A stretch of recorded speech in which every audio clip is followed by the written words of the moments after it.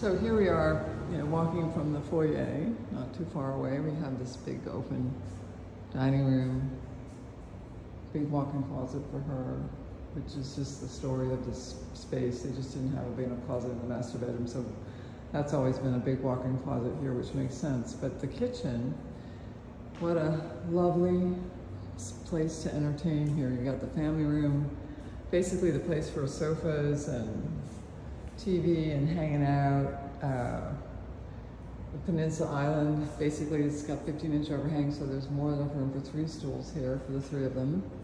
And I just love the whole Caesar stone, the backsplash and the countertop matching with the Bosch. Just electric appliances. We turned this from gas to electric. It's just pretty spectacular. Microwave drawer. And we have our, love this pull-out Magic Chef pantry. What a difference a day makes.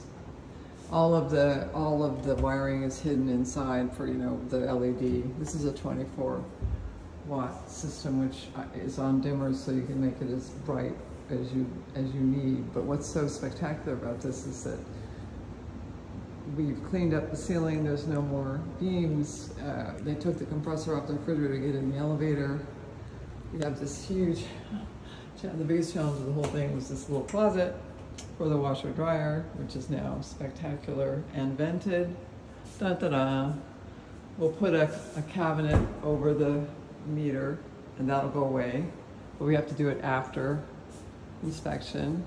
We definitely saw the grills on that riser so the heat escapes, and there's new windows here in the kitchen, but I just love the fact that it's just this big, huge, wonderfully warm and inviting space for this family.